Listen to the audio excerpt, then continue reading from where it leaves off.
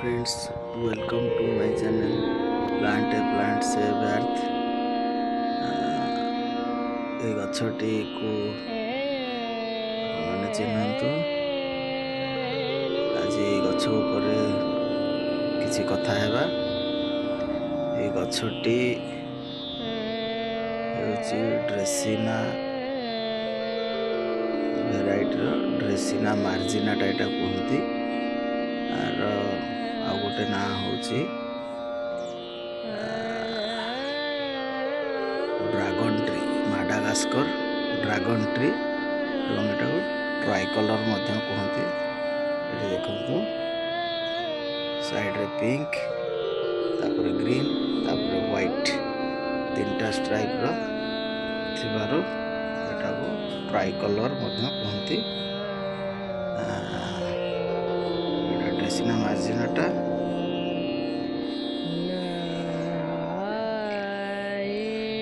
ଏଇଟା ମଧ୍ୟ ସେ ଡ୍ରେସିନା ମାର୍ଜିନାଟାର ଆଉ ଗୋଟେ ଭେରାଇଟି। ଏହାର ମଝିରେ ୟେଲୋ ଭେରିଏସନ୍ ବହୁତ ରହିଛି। ଆର ବର୍ତ୍ତମାନ ସଏଲ୍ ସମ୍ପର୍କରେ କଥା ହେବା। Soil well drain soil, 40% garden soil, 20% sand, cocopeat ଏବଂ ଆଉ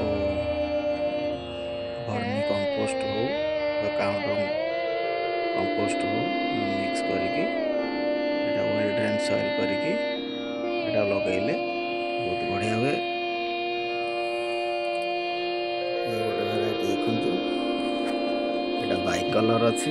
ଇଏ ବି ଡ୍ରେସିନା ମାର୍ଜିନାଟା। ଏହାର ପ୍ରୋପାଗେସନ୍ ସମ୍ପର୍କରେ କଥା ହେଲେ, ଏହାର ପ୍ରୋପାଗେସନ୍ ଡାଳ କଟିଂ କରିକି ଆପଣ ଯଦି ୱେଲ୍ ଡ୍ରେନ୍ ସଏଲ୍ରେ ଲଗାଇବେ ତାହେଲେ ଗଛ ହେଇଯିବ, ବଞ୍ଚିଯିବ, ଡାଳ ବଞ୍ଚିଯିବ। ଏଇଟା ମୁଁ ଡାଳ କଟିଂ, ଷ୍ଟେମ୍ କଟିଂ କରିକି ଆଣିକି ଲଗେଇଥିଲି। ଦେଖନ୍ତୁ ବଢ଼ିଆ, ବହୁତ ବଢ଼ିଆ ହେଇଛି। ଏଇଭଳି ଭାବରେ ତିନି ଭେରାଇଟିର ଡ୍ରେସିନା ମାର୍ଜିନାଟା ମୋର ଟେରେସ୍ ଗାର୍ଡ଼େନରେ ଅଛି ଏବଂ ମୋର ବାଲକୋନି ଗାର୍ଡ଼େନରେ ଆହୁରି 2 ଭେରାଇଟି ଅଛି। ଚାଲନ୍ତୁ ଦେଖିବା।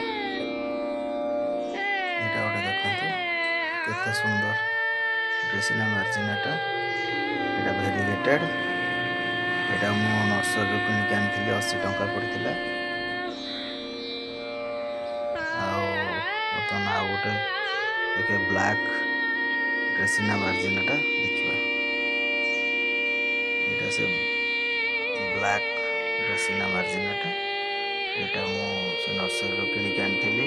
ଏଇଟା 200 ଟଙ୍କା ପଡ଼ିଥିଲା। ଏବଂ ଉପରେ ଯେଉଁ ଦେଖିଲେ ଦୁଇଟା ମୁଁ ଷ୍ଟେମ୍ କଟିଂ କରିଥିଲି, ଆଉ ଗୋଟେ କିଣିକି ଆଣିଥିଲି, 90 ଟଙ୍କା ପଡ଼ିଥିଲା। ଏହାର ଲୋକେସନ୍ କଥା କହିଲେ, ଏହାର ଲୋକେସନ୍ ଆପଣ ଲାଇଟ୍ ଏରିଆରେ ରଖିଲେ ବହୁତ ଭଲ ଗ୍ରୋଥ୍ ହୁଏ। ଏଇଟା ଇନଡୋର୍ ଆଉଟଡୋର୍ ଦୁଇଟା ଜାଗାରେ ରହିପାରିବ, କିନ୍ତୁ ବ୍ରାଇଟ୍ ଲାଇଟ୍ ଏରିଆରେ ରଖିଲେ ସବୁଠାରୁ ବଢ଼ିଆ। ଓକେ, ଧନ୍ୟବାଦ।